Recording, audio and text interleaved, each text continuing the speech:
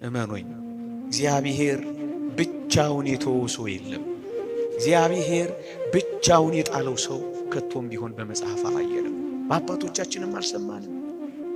እኛ ነን ብቻችንን ይሆን እየመሰለን የተሸበርነው። እኛ ነን ብቻችንን ይሆን እየመሰለን የደነገጥነው። እኛ ነን ምን ዱብዳ የደረሰብን እየመሰለን የታወክነው እንጂማ እግዚአብሔር ፍጥረቱን ረስቶ አያውቅም። እግዚአብሔር በረድኤት ከፍጥረቱ ርቆ አያውቅም ወገኖቼ።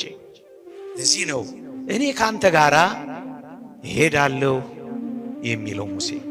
የትም እንሁን የት፣ በምንም እንኑር በምን እግዚአብሔር አይረሳንም። ለዚህ ነው በመጽሐፍ አልተውሽም ከቶም ቢሆን አልጥልሽም የሚለው ወገኖቼ። በእጄ መዳፍ ቀርጬሻለሁና አልተውሽም የሚል ምንኛ የሚያጽናና ቃል ተጽፏል መሰላችሁ? ኦርቶዶክሳውያን እግዚአብሔር እንዴት ይተወናል? አልተውሽም እያለ ቃል ኪዳን እየገባ እንዴት ይተወናል ብላችሁ ታስባላችሁ? አብሬ ወጣለሁ እያለ እንዴት ይቀራል ብላችሁ ታስባላችሁ? እኔ ካንተ ጋር ነኝ እያለ እንዴት አድርጎ ይሸሻል ብላችሁ ትገምቱታላችሁ? እግዚአብሔር በቃሉ የታመነ ነው። እግዚአብሔር በኪዳኑ የጸና ነው። ይህንን የእግዚአብሔር ቃል እንመነው እንጂ ምን የሚለውን አይረሳንም የሚለው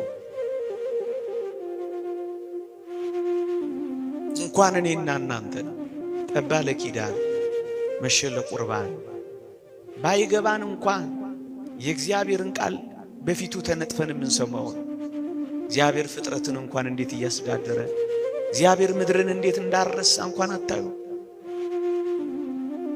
እንዴት ይረሳናል? እንዴት ይተወናል? ለዚህ ነው አረሳሽም ከቶም ቢሆን አልጥልሽም በእጄ መዳፍ ቀርጬሻለሁና የሚለው። ጭንካር የተበሳበትን እንዴት ይረሳል? ዋጋ የከፈለበትን እንዴት ችላ ይላል? ይህ ምንኛ የሚያጽናና ቃል ነው ኦርቶዶክሳውያን። ከዚህ ጋር አብሮ ነው የሚሄደው። እኔ ካንተ ጋር እሄዳለሁ አሳርፍህም አለው እኮ የሚለው።